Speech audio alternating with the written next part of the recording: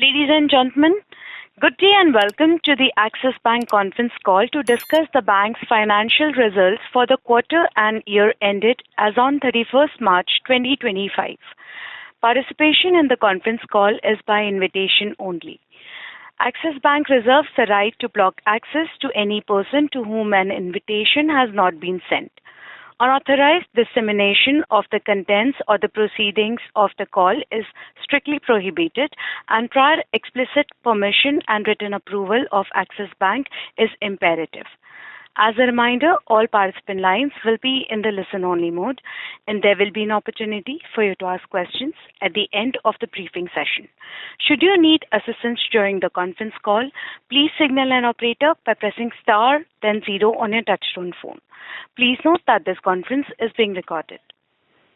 On behalf of Axis Bank, I once again welcome all the participants to the conference call. On the call, we have Mr. Amitabh Chaudhry, MD and CEO, and Mr. Puneet Sharma, CFO. I now hand the conference over to Mr. Amitabh Chaudhry, MD and CEO. Thank you, and over to you, sir. Thank you so much, Michelle. We have on the call, apart from Rajiv and Puneet, Subrat Mohanty, ED, Munish Sharda, ED, and other members of the leadership team. This quarter, we delivered steady core operating performance and lifted sequential total deposit growth higher than the industry. Our focus has been on profitable and sustainable growth. We continue to calibrate risk internally across portfolios. Balance sheet is resilient and capital position continues to get stronger. Let me summarize the Q4 operating performance. Core operating profits was up 11% year-on-year and 5% quarter-on-quarter. NIM at 3.97%, improved 4 basis points quarter-on-quarter. Period and total deposit growth picked up 7% quarter-on-quarter. On a year-on-year basis, deposit growth rates were similar for both period and quarterly average basis at 10% and 9% respectively. On the lending side, focus on businesses with higher ROC continues. Small business, SME, and mid-corporate together grew at 14% year-on-year and 3% quarter-on-quarter and constituted 23% of total bank loans. Fee to average assets improved and continues to be the best amongst peer private banks. Consolidated ROA and ROE stood at 1.88 and 17.11% respectively. The bank today is well capitalized with a CD ratio of 14.67%, with net accretion of 6 basis points in Q4 financial year 25 and 93 basis points in financial year 25 full year. We review the delivery against our GPS strategy annually. Over the years, disciplined execution of our financial metrics have been complemented with distinctiveness areas to ensure a robust and comprehensive approach to growth and sustainability aspects of the strategy.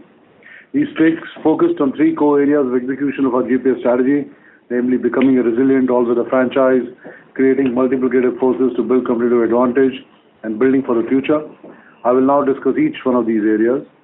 Over the last few years, we have significantly progressed towards building a resilient all-weather franchise. There are 3 areas of focus as we navigate the current cycle: deposit quality and growth, retail asset quality, and costs, where we need to work on sustainable outcomes. On retail asset quality, a normalization cycle is in progress, and this should stabilize over the next few quarters. Our recognition and provisioning policies are perhaps the most prudent among Indian banks. On the cost side, our expense growth moderated to 6% year-on-year on financial year 25 from 30% in financial year 24. We have also seen an improvement of 9 basis points in our cost to assets financial year 25 versus financial year 24. Let me move to deposits now. The deposit journey for Axis Bank should be looked at from 3 aspects: quality, cost, and growth.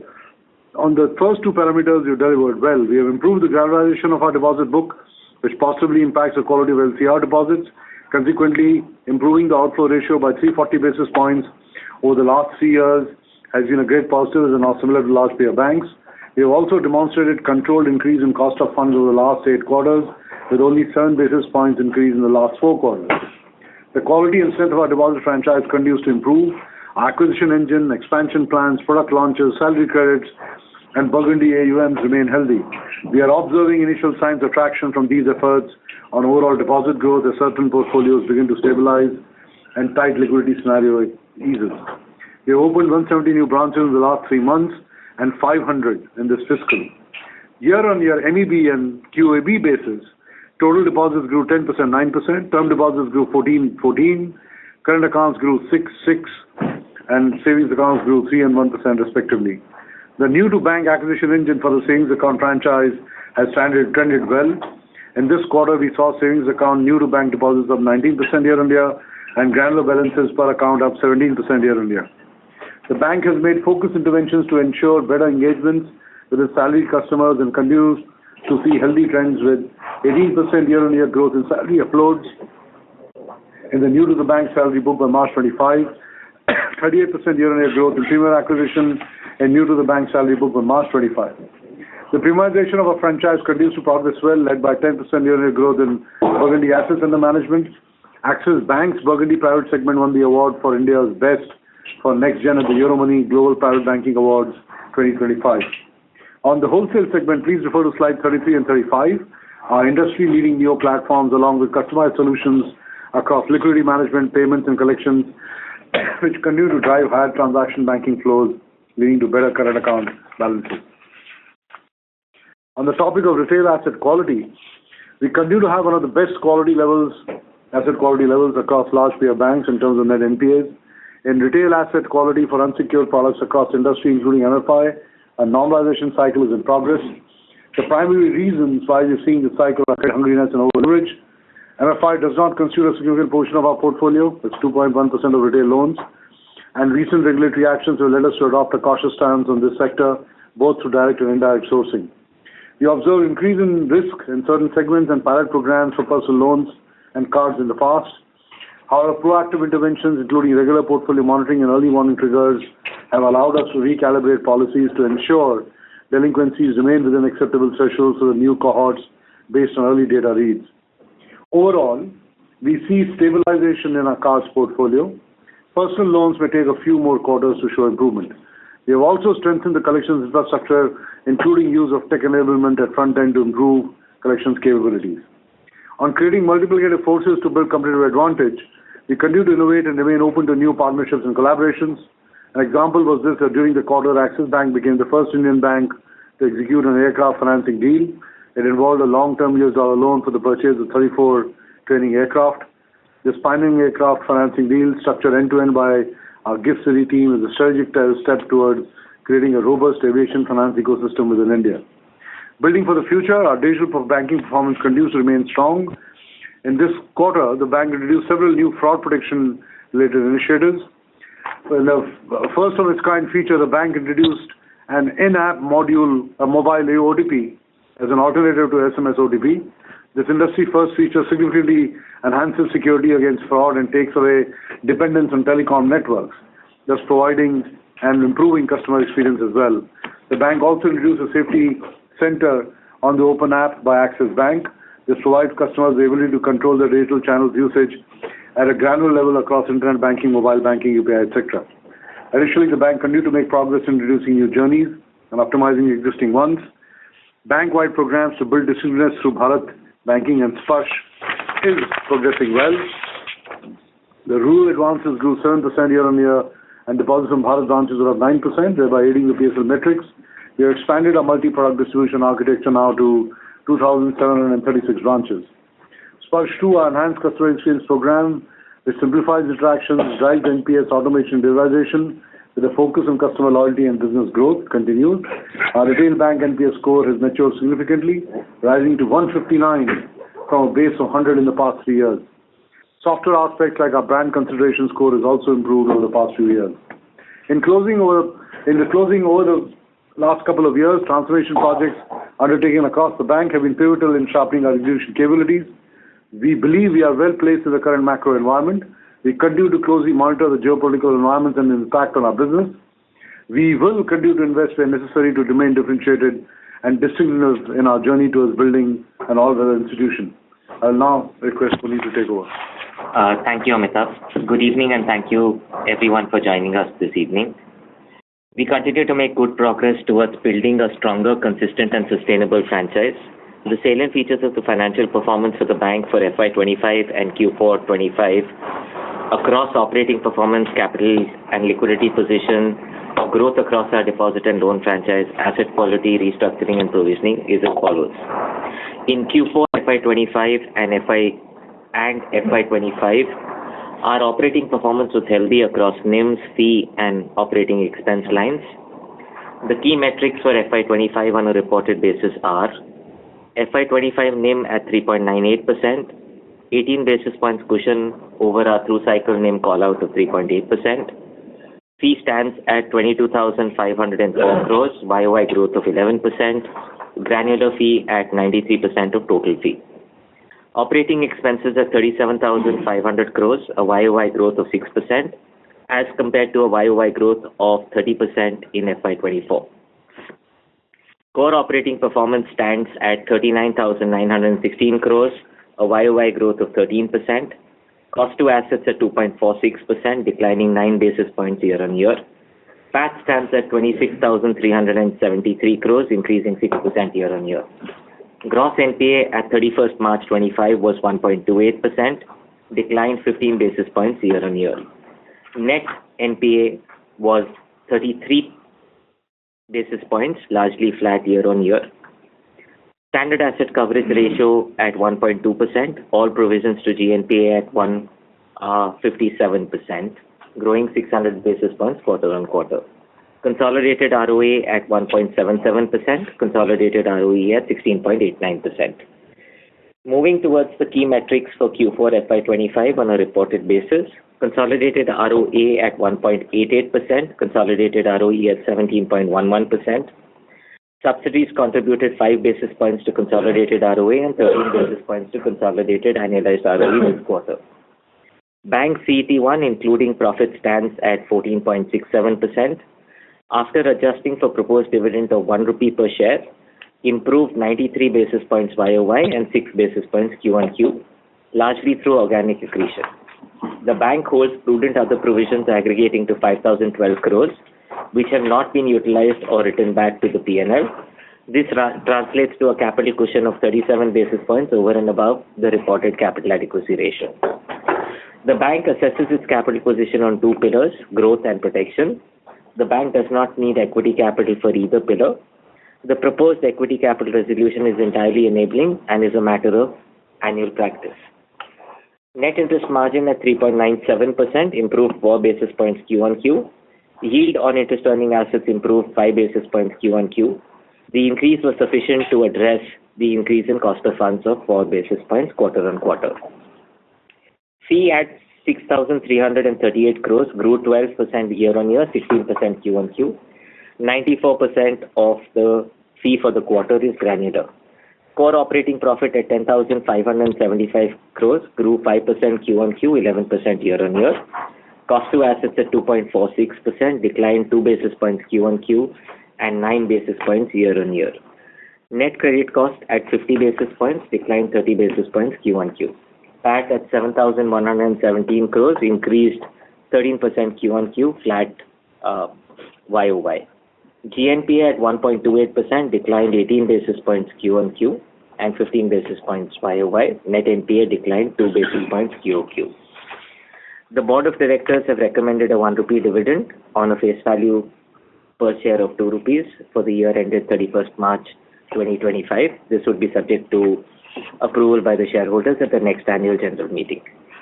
Our progress on structural NIM drivers continue with improvements across all variables on a year-on-year basis. Improvement in balance sheet mix. Loans and investments comprised 89% of total assets at March 25, improving 149 basis points year-on-year. INR denominated loans comprised 96% of total advances at March 25, stable year-on-year. Retail and CBG advances were 71% of total advances at March 25, improving 5 basis points year-on-year.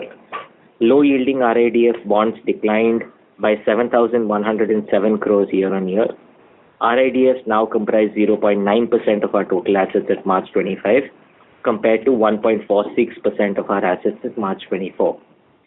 The quality of our liabilities measured by outflow rates improved by 340 basis points over the last 3 years.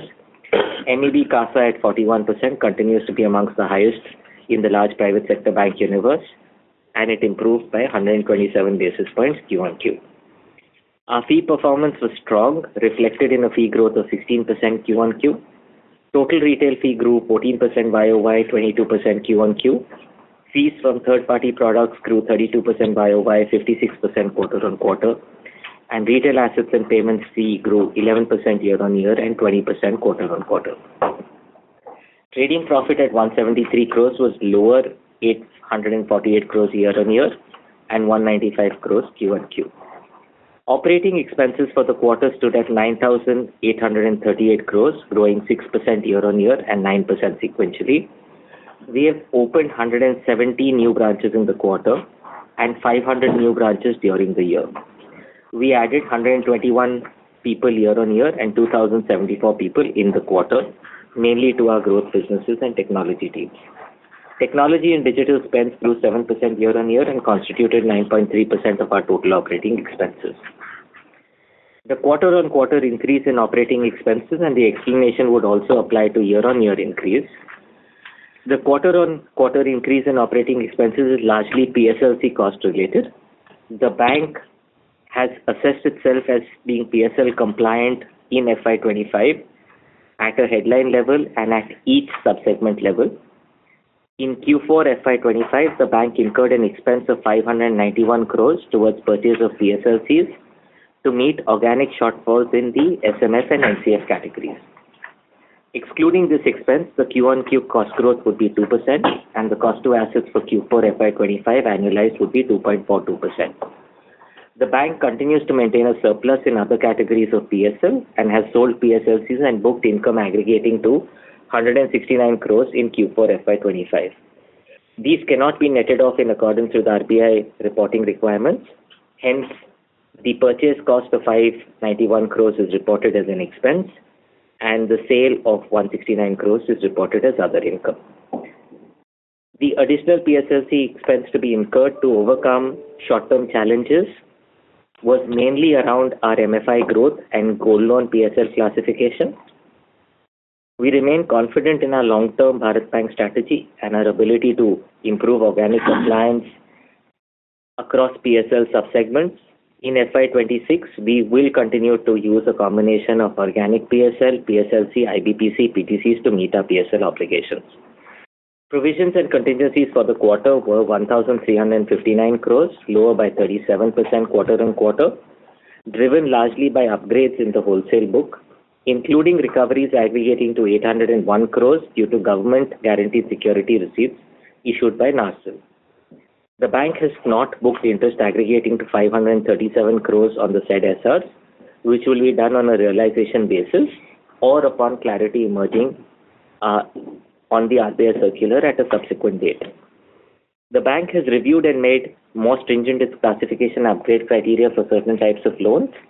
This at the margin may negatively impact credit costs, upgrades and recoveries in FY26 when compared to FY27.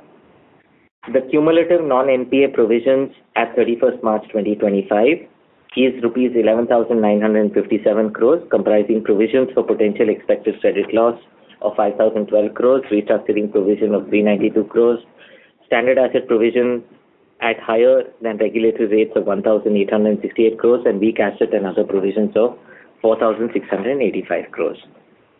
Moving on to growth across our liabilities and loan franchise, we request you to please refer slides 22 to 23 for details around the quality of our liabilities franchise and slides on our loan franchise.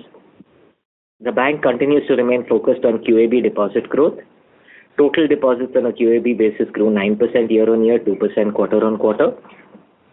Our CASA balances on a QAB basis grew 3% year-on-year, 1% QOQ, and CASA ratio on a QAB basis stood at 38%.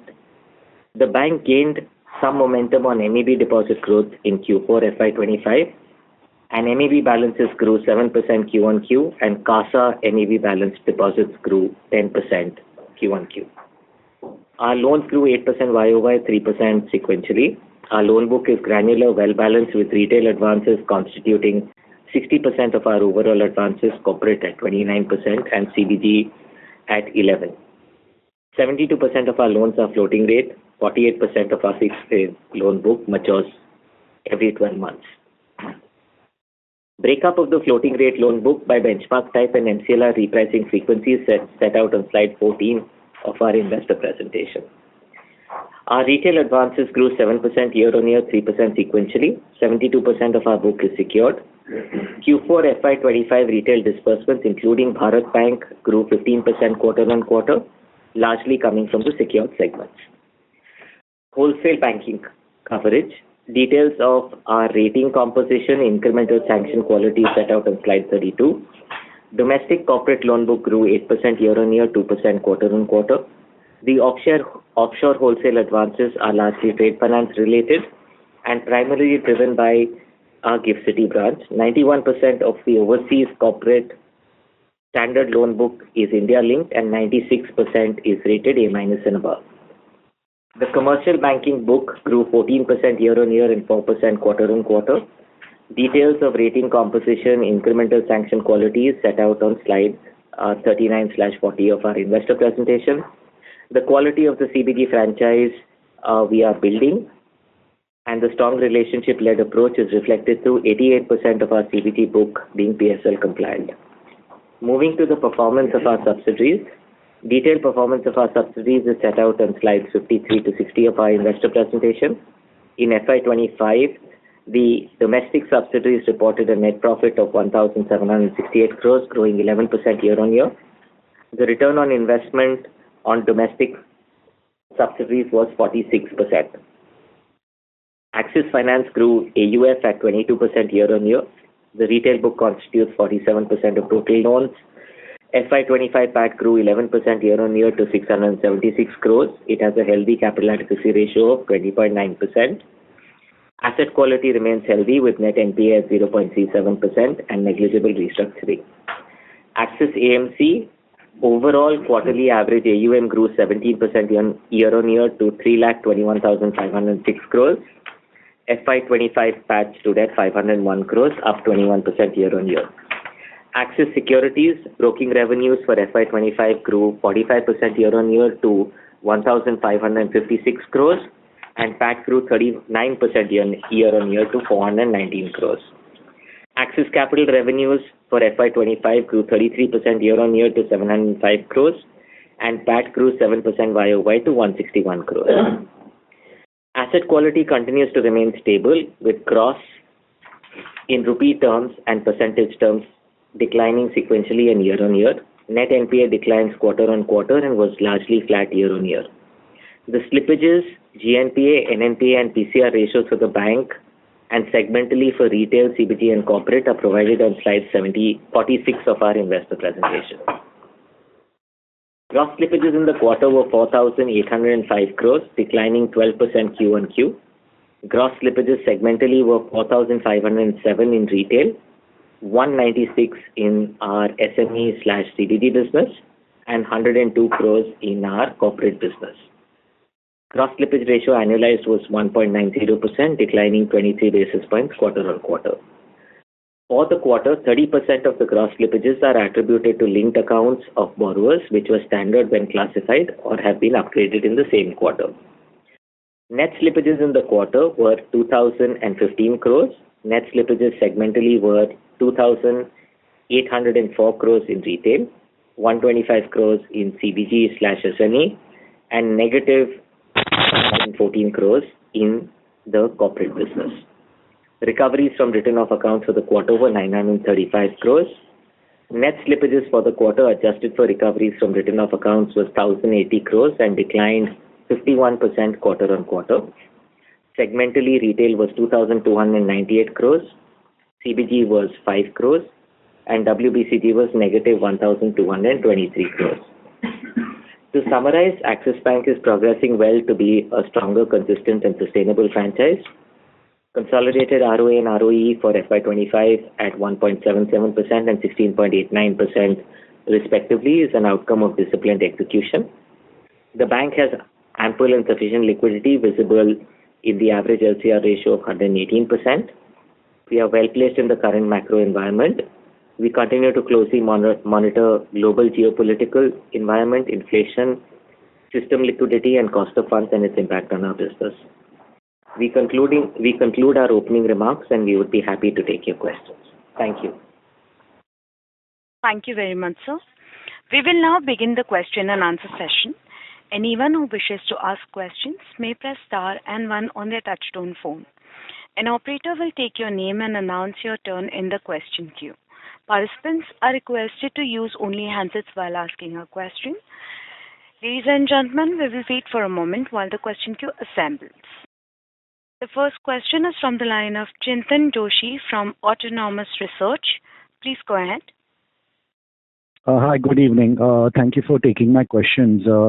Can I start with some commentary around how to think about the rate cut cycle and the translation of that into your NIMs? Specifically, I'm interested in how we should think about transmission on your borrowings and on your SLR investment portfolios. If you can help us think about those two, loans and deposits is kind of well understood. So I'm curious about borrowings and investments here. And then the second question would be, on your growth, you flagged 7% month-end balance growth. How much of that month-end balance has been retained to date? They tend to kind of flow away post-quarter end, but sounds like things might have been a little bit more stickier given that you're flagging that. Those two would be my questions. Thank you. Thank you, Chintan, for your questions. Let me first start with your question on the retention of the MEB growth into the subsequent quarter. I said this earlier as part of my opening comments, and I will reiterate.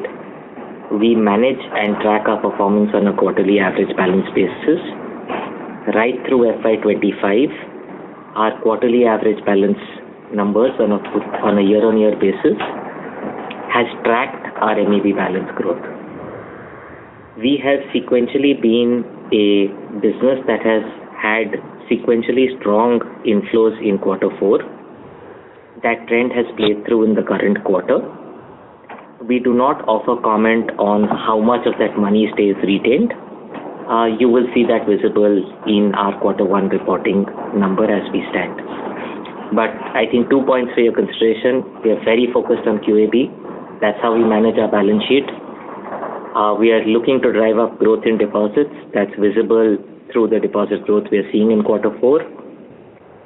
You will have to wait for us to report Q1 for you to get a color of what was retained and what was not retained in quarter 1 of the current period.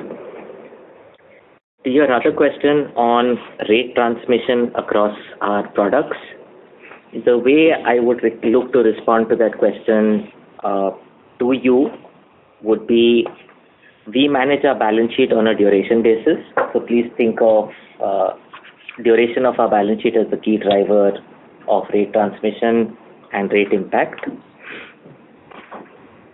We have a matched duration on assets and liabilities, or a tightly matched duration. Sorry, I should stand corrected. A tightly matched duration on assets and liabilities. And therefore, if you look at how the bank performed through FY23 and FY24, we manage the up cycles and down cycles relatively well. On rate transmission across assets, we as a bank are policy-led. We transmit rate increases or decreases in the quarter in which the policy rate changes, and that policy will be effective both ways on up cycle and down cycle. On liability repricing, I think you've seen some action across market participants, including us. We've all done a savings account rate cut. There's also been moderation on retail term deposit rates, and those should be an offset to asset repricing as we see the repo cuts being passed through to customers. Borrowings and investments, or should we take that within your broader comments? So investments on a bank balance sheet are largely fixed rate. I don't see, so effectively if you look at the largest component of investments on a bank's balance sheet, there'll be government securities, they're fixed rate instruments. And obviously when rates tend to decline, you will have MTM gains like you had MTM losses, but they don't flow through the margin line as such. If you want a breakup of our portfolio, roughly a dominant part of our portfolio, which is 66% of our portfolio, is held to maturity, and that should give you a color on how the fixed rate book will behave. Borrowing. And the duration of that investment book? So presumably they kind of rebalance every 3-4 years or something. That duration might be helpful. So, Chintan, we don't publicly call out durations. You'll see some duration disclosures in our annual report, but we do not provide you asset-specific duration outcomes. Sure. Please rest assured or rely on the original comment I made. We run a tightly managed duration on a full balance sheet basis. Thank you. Thank you. Ladies and gentlemen, in order to ensure that the management will be able to address questions from all the participants in the conference, kindly limit your questions to 2 per participant. Should you have a follow-up question, please rejoin the queue. Thank you. We'll take the next question from the line of Mahrukh Adajania from Nuvama. Please go ahead. Yeah, hi. So my first question is on asset quality. You said that you have tightened provisioning policy and that could impact FY26. So could you just quantify whether it will be like an immaterial impact or a material impact, and what has tightened? Because you are already following a much tighter provisioning policy on unsecured. So what would have changed? And also in terms of the security receipts, the write back of provisions that you've seen on NARCL SRs, so would you have reversed the complete provision that you had, or you would have left something as buffer? So that's my question on asset quality. And my second one is on deposit growth. So if you see the period and year-on-year growth, then it's a bit below the sectors.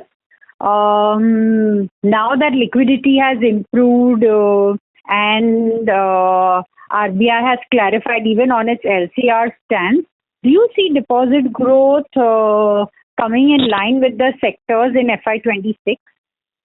So these are my 2 questions.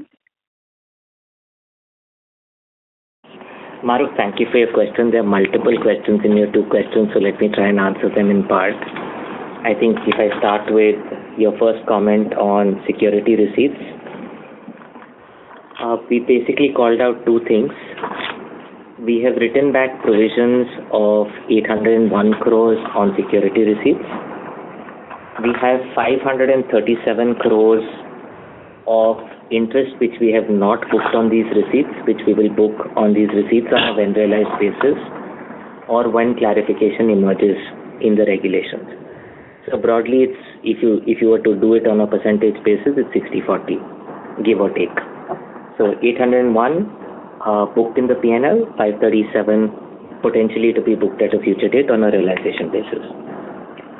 The second part of your question was what has changed. We have said that our provisioning policies remain the tightest in the industry.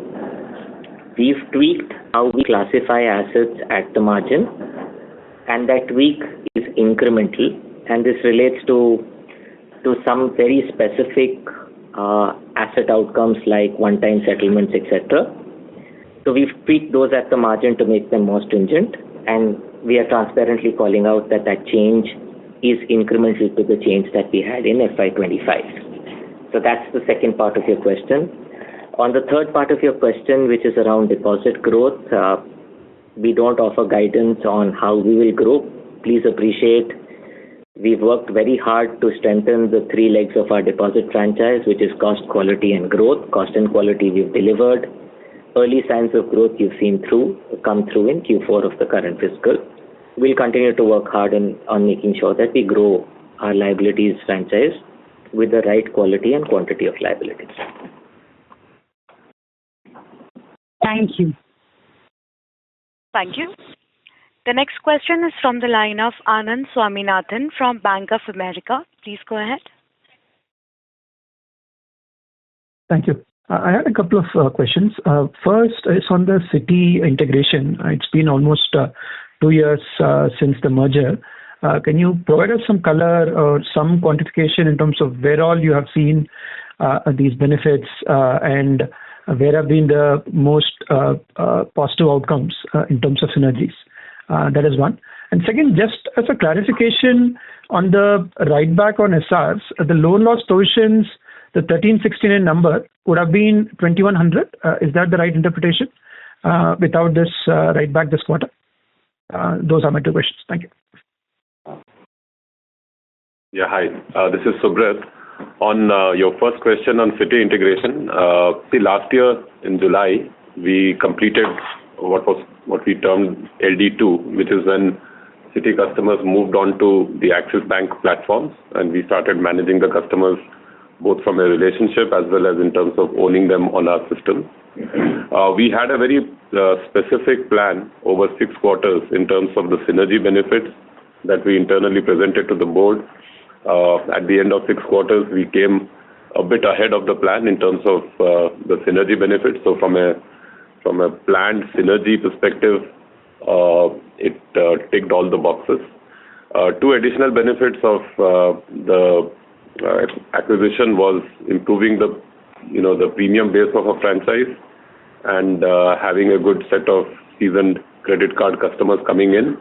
Those customers have come in. We continue to now offer to them the whole bouquet of Axis Bank services, which is much wider and cuts across multiple products and services, and also is present in multiple cities. So that also is something that is happening.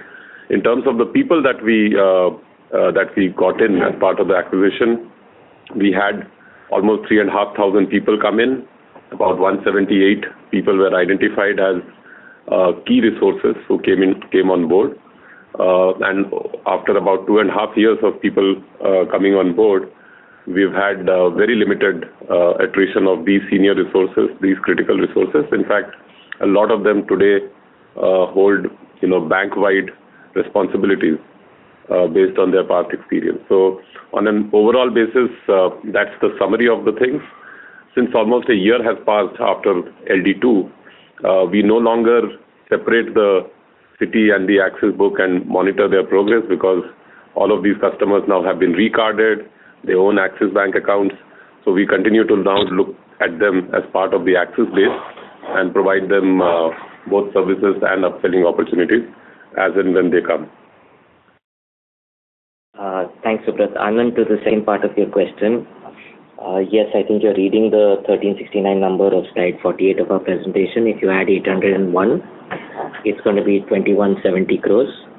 So that would have been the number. I would just request you to please also, while noting that number, note the fact that the 801 was routed through the P&L in the first place. So we debited the P&L when the provision was made. We are crediting the P&L when the provision is being reversed. So it's just a function of timing. Overall, on a time agnostic basis, this is a P&L neutral entry. Sure. Thank you. Thank you. The next question is from the line of Kunal Shah from Citigroup. Please go ahead. Yeah, thanks for taking the question. So, firstly, your comment on personal loans and credit card. If I heard it correctly, you mentioned that there is stabilization in the credit card portfolio, while personal loan might take slightly longer to stabilize. Was that the right comment? Yes, did I hear it right?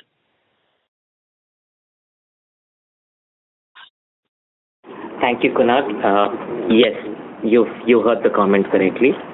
We are yeah. Sorry, please continue. No, you can continue. No, so I think you heard us correctly. We said that the cards portfolio is stabilizing and the PL portfolio will take a few more quarters to show improvement. I think we need to give you full color. The reason we make that comment is we took underwriting actions on the portfolio. The early reads on those underwriting actions are positive, but the vintages have not matured enough for us to provide a constructive or concrete outlook on the personal loan portfolio. So basis where we see the initial reads on a non-vintage portfolio, we have made a call out saying that it would take us a few more quarters for this book to stabilize. I think earlier that comment used to be like PL generally stabilizes and peaks out in 9 months, and credit card generally takes 15 months. So I think maybe that seems to be like slightly reversed. Okay, so it's like credit card seems to be stabilizing earlier than the PL. So any particular reason for that? Any particular cohort being that kind of a problem? Yeah. So Kunal, thank you for that question. I think the way we would request you to think about it is underwriting is not an exact science. We make corrections and then we observe portfolios post that corrections. I think the way to read our comment is the cards corrections have started playing through. We have consistently and continue to make corrections. As we see this corrections vintage, we will be able to provide an outlook. I don't think there is further color that we have at the moment to offer on the PL portfolio. Sure. And second question is on overall growth side. So again, like say deposit growth, no doubt the sequential improvement has been there, but still below the industry average. And similarly on the loan growth side, in fact, home loan, auto loan, that's just stayed flat on a year-on-year basis. No doubt our focus is on SBB, SME and mid-corporate. But some of these segments are not contributing to the growth. So what would actually trigger maybe the overall loan growth as well? Will it be only led by deposit growth or maybe the stabilization of asset quality? What will, or maybe some comfort on margins? When should we start even like loan growth maybe following the industry average? It's still lagging like 4 odd percentage points to industry average. 3-4 percentage points. So, I mean, obviously last year has been characterized by a scenario where deposit growth has been a constraint, and so that has driven us to prioritize growth in certain asset classes and obviously control and constrain the growth in some of the asset classes. As we said, earlier, that we do believe that we have reached now a stage where if things play out the way we expect, and given the externalities into account, one can't kind of say everything that we know everything that is going to happen, but we do believe that now both growth and profitability should start moving in the right direction, subject to this increased liquidity and continuous increased liquidity playing through in the next for this particular financial year. So assuming liquidity remains, flows into the deposit side, we do believe that the platform is there for both growth and profitability. And you will, as that, the deposit growth opens up, you will see growth start coming back across various asset classes. To assume by FY27 it will be industry average, FY26 or no? I'm not very confident about FY26. I didn't hear that. Kunal, we don't offer guidance. I think whichever way you ask us the question, we're not going to give you a outlook or guidance on what our FY26 number would be. So I think Amitabh has said how we see our business shape up and the confidence that we have in the franchise. We do not have guidance to offer for FY26. Okay. Thanks and all the rest. Yeah. Thank you. The next question is from the line of Abhishek from HSBC. Please go ahead. Yeah, hi, good evening, and thanks for taking my question. So my question is on, one is just a sort of data keeping. If you could share how much of tax deposits could you see the benefit of lower outflow rates on? So from next year when the LCR regulations come in. And the second part is on growth. So you have, you will have a little bit of release of LCRs. You will have excess SLR, which you called out. Your LDR is lower now, and there are 3-4 segments where consolidation has happened over the last 3-4 quarters, already. So do you think your loan growth should now pick up ahead of deposit growth in the, let's say, foreseeable future? I don't want a number or a guidance, but just logically thinking through this. And also, particularly in your loan book, just wanted to know, LAP stands out as a segment where there's quite a bit of growth. So anything particular that's happening there, or is it some reclassification benefit, or you're seeing pockets where better pricing is there. So some insight on that would also help. So thanks. Those were my questions. So firstly, since we talked about LCR, the LCR will kick in only effective April 1st, 2026. So, and yes, I mean, obviously all of us are assessing the impact of the new circular. We right now, obviously we have to do more analysis. Right now we believe that the impact will be neutral. The construct of deposits will look like as of April 2026. Difficult to predict at this stage, but if we were to look at the stock today, definitely does not have a negative impact on us. And I'll just kind of leave it there. I just mentioned in the answer to the previous question that if the liquidity in the system continues to be there for this particular financial year, and if it is there, it will hopefully flow through the growth in deposits. We do believe we have the franchise to be able to grow the retail asset classes. And as I said, in a constrained deposit environment, we try to give the limited amount of money which we have to asset classes which give us the highest ROC. That's a strategy which we have followed. So between a mortgage and LAP, if LAP can give us a higher ROC, we will obviously try to grow that faster in comparison to the others. We obviously have other risk guardrails also. It's not just one particular risk guardrail. I mean, so with all the way the risk guardrails operate with each other, there is a certain waterfall which is created, which, and that those targets are kind of, given to various businesses to run with. Hopefully you get a sense for, what this could mean for us if the deposit growth was to come back, if our deposit franchise on the NTB side is kicking quite well, we continue to maintain the momentum in the next couple of quarters, and how it can flow through on the asset side of the country also. So actually, exactly on your point, Amitabh, if liquidity remains the way it is or improves, irrespective of that, you have other levers to grow your loan book a little faster than deposits. So that is what I was trying to figure, that will you be utilizing those levers, let's say, in the next 2 years, or liquidity is the primary lever that you are looking at? So as the liquidity in the system improves, we should see better environment for us to raise borrowings through, for example, bonds. CD market rates have already come down. So these are all avenues which are available to a bank to actually grow its liability franchise. We continuously evaluate our options to raise funding from all of these markets and the relative pricing to the deposit market, and depending upon what looks attractive and what looks suitable at a given point in time, we access that market, and we try and ensure that all this is basically accretive from an LCR perspective and an SFR perspective. So I think it's a constant exercise that we do all the time. Understood. And just if I on the LAP part, basically you're saying it's higher ROC than home loan, so that's why you're doing it. There's no reclassification or any other benefit in that book. It's just pure ROC based growth. Abhishek, there is no reclassification in the numbers across home loan and LAP. Perfect. Okay. Got it. Thanks. Thank you. The next question is from the line of Harshvardhan Modi from JP Morgan. Please go ahead. Yeah, hi. Thanks for taking my questions. Two questions.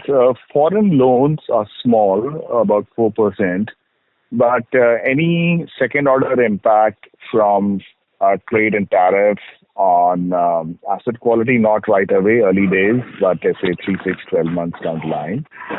And second, the risk weighting is up from 70 to 72 in course of the year. What drove that, and how do we think about that number over the next 12 months? Thank you. This is Rajiv.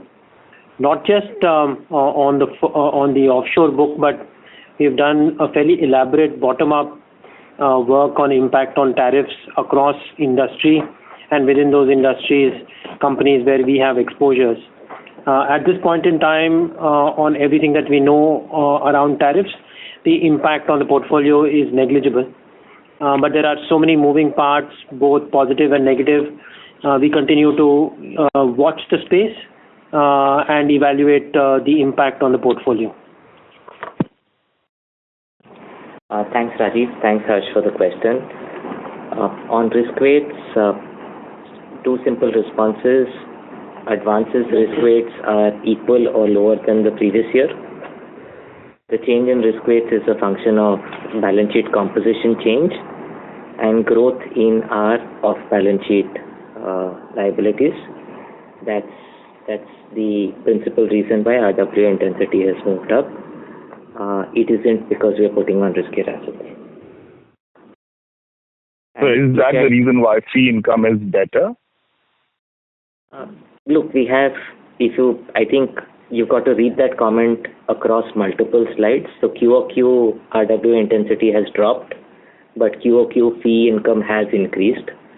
So there's no direct correlation between fee income and risk-weighted intensity. But yes, our non-fund-based business does contribute to our fee. We give you a breakup of our credit-linked fee on our corporate fee breakup, and that has remained steady at about 20% of our total corporate fees. So that's the color on fee and RWA intensity. Thank you. Thank you. The next question is from the line of Rikin Shah from IIFL Securities. Please go ahead. Yeah, thank you for the opportunity. Two questions. The first one, Puneet, could you clarify what are the tweaks that we are making in certain accounts which would impact the asset quality next year? And did I hear correctly that the implications of this would be visible in upgrades and recoveries in FY26? So that's first one. And second one, for your repo-linked loans, the repricing happens once in the quarter, or that was a generic comment for the overall loans, right? So do you have a pattern of once towards the end of the quarter, in 1 month, 2 months? If you could clarify that. Those are my questions. Thank you, Rikin, for the question. On repo-linked loans, we are policy-led on repricing both on the upside and downside. We reprice at the end of the quarter in which the rate cut has been announced, both on upside and downside. So that's the response to your repricing question. I think your first part of your question is tweaks to accounts. I don't think we intended to say tweaks to accounts. If we've conveyed that impression, I would like to correct that. We have said the way we are getting more stringent on how we classify accounts, not upgrade accounts. So how we are pushing down exposures rather than pushing up exposures. And an example of where we've gotten more stringent is how we deal with one-time settlements for, let's say, accounts that have been settled for a period less than 3 months. So on OTS accounts, we've gotten more stringent on recognition. The provisioning policies continue to remain conservative, which is 100% provision on unsecured loans once classified. And that's the color or the genesis behind the qualitative comment we offered, which is to say that this change in classification at the margin could impact FY26 slippages over FY25. I will also take this opportunity to clarify. One of my colleagues pointed out that when I was making my opening remarks, I said FY27. Please read this comment in the context of FY26 being marginally higher than FY25. Got it. Thank you, Puneet. Thank you. We'll take the next question from the line of Piran Engineer from CLSA. Please go ahead. Yeah, hi team. Thanks for taking my question and congrats on the quarter in this tough environment. Just getting back to the question on deposits. Now on slide 22, you've explained it well as to why, how we should look at this deposit journey. My question really is, what will change your stance on growth? Will you compromise on, say, the cost differential versus peer 2, or will you compromise on outflow rates to get growth, or is the quality and cost of deposits sort of sacrosanct? Yeah, hi, this is Subrat. I mean, like we have always said, quality, cost, and growth, all three are vectors that we manage. If you've seen in Q4, we've done some amount of catching up and possibly done better on a Q-on-Q basis vis-a-vis the industry. Large part of it has not come because of either any change on cost or any letting go of quality metrics that we track on deposits. It's largely come because of the work that we continue to do at, in terms of being in front of customers, deepening the relationship with the customers. So those fundamentals, which we had been running over the last 1.5 years as part of internal project called Triumph, they continue to guide our actions in terms of the work that we are doing in the field. So we'll continue to be on that path. We've done a good job in the last 2 years in terms of both the quality and the cost of deposits. We don't want to be, going back on that kind of work that has happened. Okay, fair enough. And just secondly, on your personal loans versus credit card, comments on asset quality. So I get that you've improved incremental sort of sourcing, but it's still a small part of the book. But then why is that not true also for credit cards? And another sort of question to this is, your personal loan customers would be a subset of your credit card customers, right? And a much more sort of stringent subset. So ideally, shouldn't personal loans recover first and credit cards recover later? What's the disconnect here? Thanks. Okay, so hi, this is Arjun here. I'll try and address both questions. So firstly, on credit cards, the asset build-up is actually much slower than on a personal loan, because in a loan you do a disbursal, on a card you do an issuance, and then the guy spends and then revolves and then pays back some, and therefore there's a few months before the asset builds up. So obviously those actions play out differently from a traditional term loan. We are actually seeing, as we mentioned earlier, we're seeing signs of stabilization and improvement in the new sourcing on both our portfolios. And that's an encouraging sign. But obviously the proportion that the new portfolio represents of the total book tends to be different in both the businesses because of this factor that I just mentioned. The second is, I do want to clarify, it's not as if we have that the personal loan customers are all credit card holding customers. There are two separate groups of customers, and we offer personal loans. We also offer personal loans to our existing bank account customers. So yes, we do offer loans on cards to cards customers. That's a part of the build-up there, and that's a part of the outstanding there. But it's also a standalone offering which is offered both to new customers and those who don't have a credit card with us, may have a bank account or some other product. Got it. Okay. That answers my questions. Thank you and wish you all the best. Thank you. Thank you. The next question is from the line of Akshat Agrawal from Smith's Institutional Research. Please go ahead. Good evening, sir. Thanks for the opportunity. So my first question is on credit to deposit ratio. It has improved to below 90% at 88.7% versus 90 to 90% seen since 1Q24. And this is all because of the deposit growth improvement. Should we see late 80s as your new operating level for the bank going forward? And was this just because of the deposit growth, or was this because of any regulator nudge? Thank you.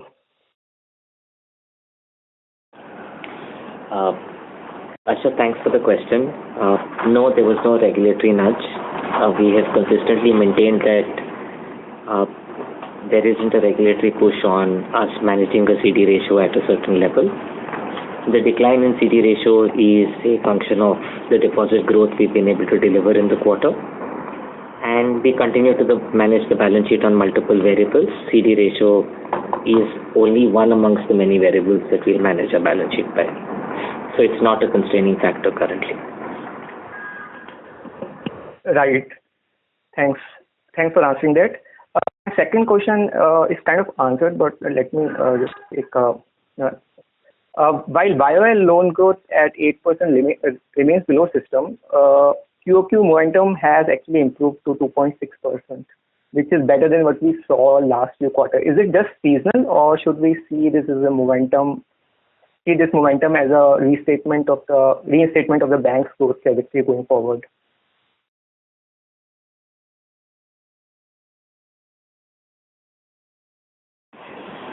I think the way you should look at our numbers is, look, we've always said that we'll dial up growth when we are comfortable with getting growth back.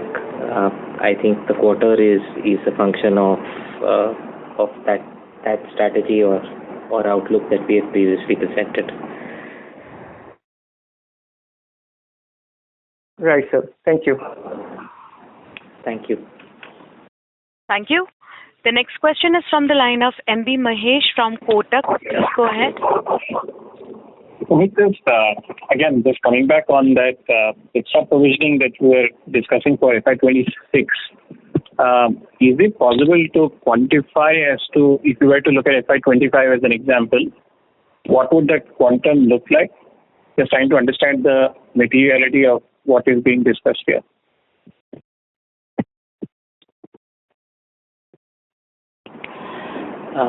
Mahesh, it will be marginal. It won't be exponential. So but it was our duty to flag it off, so we flagged it off. Okay. Second question is that given that you will have a few rate cuts during the course of this year as well, how are you looking at the margins that you have guided on a through the cycle basis? Any color on that? Mahesh, thanks for the question. I think we're roughly about 18 basis points above our through-cycle margin. On a full-year basis, 17 basis points for the last quarter. I think we'll try and retain as much of the cushion as we can. We will look to manage margins on a dual principle basis. We look to manage margins by managing our balance sheet on the asset side better, so that you could possibly see some legs on mixed change left. While assets will reprice faster than liabilities, if you take the duration view of the balance sheet, I think we have a very tight duration between assets and liabilities. So consequently, if you're willing to take a full year or a slightly longer view, we think we are well placed to manage the repo rate down cycle. We will continue to explore. Yeah, sorry, please go ahead. When you say it is matched on duration, you match the duration on cash flows, or is it matched on the interest rate side? Matched duration on interest rate, so repricing duration. Okay. So liquidity may not be matched. The comment I'm making is it's on interest rate reset duration, and I'm not saying it is fully matched. I just want to be cautious. The term I used was tightly matched. So there will be some gap, but it's a manageable gap. The other variables that we have is, you've seen the industry, including us, taking a savings rate cut. We've also repriced our deposits lower, so that's early action to offset some of the margin pressure that we discussed. So I think there's a mix and match on the asset side as well as the liability side for us to play with. The key message I would request you to please take away from the response is, there is a cushion over through cycle. We'll try and retain as much of the cushion as we possibly can. Thank you. Thank you. The next question is from the line of Krishnan ASV from HDFC Securities. Please go ahead. Hi, very good evening. Very good evening. I just wanted to check on the savings rate cut that's happened across the system, and this is not just for Axis Bank, but I'm just trying to understand, in a sense, once you have taken a price cut on the deposit side, is it not logical to assume that you'll also have to pass this benefit on to consumers? Wouldn't there be a regulatory expectation that this is passed through the MCLR line to the consumers? Why should a bank be able to retain the gains from the savings rate cut? Yeah, this is Neeraj here. If you look at the structure of Indian banks, most of them have a very large component of the assets in the form of repo-linked loans now, and this has happened over the last 4-5 years. So the moment a rate cut is done, and because these are repo-linked loans, within a quarter these loans reprice down. So effectively the benefit is passed to these customers within a quarter. But if you look at liabilities, since the liabilities are fixed rate liabilities mostly, which is deposits, they take time to reprice. So there is a repricing lag between the assets and liabilities in a downward moving cycle. When you reprice your savings bank book, you are actually doing a stock reprice of the entire book, unlike in the case of deposits where the reprice will flow in over a period of time. So effectively what you're doing is the asset price benefit is already passed largely through the EBLR or repo link book. Now you're basically repricing on the liability side. So effectively it matches more closely than it would have been if you had not done the savings rate cut. I think that's the key logic for most of the banks to first start with a savings rate cut. But that doesn't mean that's the end of the story. You are continuing to see reprice on the deposit side as well. Most of the banks have actually reduced their retail deposit rates by roughly 15 to 20 basis points. We have seen a much bigger reprice on the bulk deposit side where the rates have actually come down by roughly 60 to 70 basis points. So as the interest rate cycle plays out, as the policy rates are being cut, you will continue to see this dynamic play out. As far as MCLR is concerned, MCLR is a calculated benchmark. There is a fixed formula in which the calculation happens. As the various components of the liabilities reprice, the MCLR reprice will also happen and it will be passed on to the customers. Understood. I could understand the fact that the term deposits repricing does take through incrementally versus the savings went through the stock. But I was just trying to understand, doesn't the savings rate cut feed into MCLR, even if it's just 20-30% of your portfolio? I understand the bulk of your portfolio and for the banking system at large is now 50% plus with the repo link. But there's still an MCLR linked book. That will have to see transmission at some stage, right? I mean, it's not a free lunch for banks. Is that a fair assumption? We recalculate MCLR every month. For example, this month, when we recalculated the MCLR, the calculated MCLR was about 10 basis points lower and we repriced it. This is due to the fact that a part of our savings book has repriced and partly our deposit book has repriced. So this is going to be a continuous affair as we go forward. As I mentioned, that MCLR is a calculated way of doing benchmark, is a preset calculation. So as the various components reprice, MCLR will also reprice. Got it. Understood. Thanks.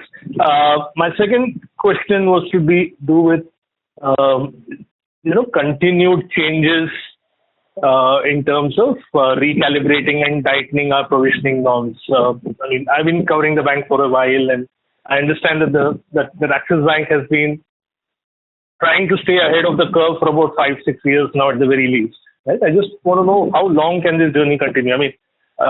It seems you set out on this journey to catch up with your peers in terms of provisioning practices, impairment recognition practices, and so on.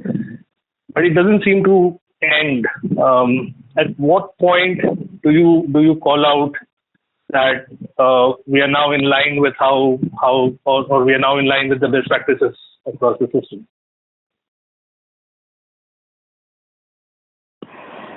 Okay, thanks for the question and the observation. I would like to clarify your observation. I don't think we've chased peers on these practices. Our belief clearly and will be established with data. We've led market practice on the best asset quality provisioning policies that the bank runs. We've had others follow us rather than we follow others. I think with this change, to answer your question directly, I think this is the last set of changes that we are likely to see. Post this, we are largely done. Thank you. Just to add one more color, I do think the changes we are making, this is our market study. Some of the peer banks do not follow this practice. That's helpful. Thanks, Puneet. Thanks for the clarification. Thank you. Ladies and gentlemen, we'll take the last question for today, which is from the line of Ankit Bihani from Nomura. Please go ahead. Yeah, thank you for the opportunity. I just wanted to ask, when the NIMs have improved 4 basis QQ, and you highlighted the factors in your slide that have contributed to the improvement. I just wanted to know if there is any impact of the lower number of days in the quarter towards the reported NIMs. That's my question. Thank you. Hey, thank you for the question. Look, I think the day impact is negligible to non-existent in our book. The 4 basis points improvement is improvement in asset quality, 2 basis points. Improvement in spreads, 2 basis points. Of the spread improvement to 2 basis points, roughly 1 plus is coming from interest on income tax refund. That's the bridge to the margin improvement sequentially. We do not see a meaningful day count impact for us to call out. Okay, thank you. Thank you. As that was the last question for today, I would now like to hand the conference over to Mr. Puneet Sharma for closing comments. Thank you, and over to you, sir. Thank you, Michelle. Thank you, everyone, for taking the time to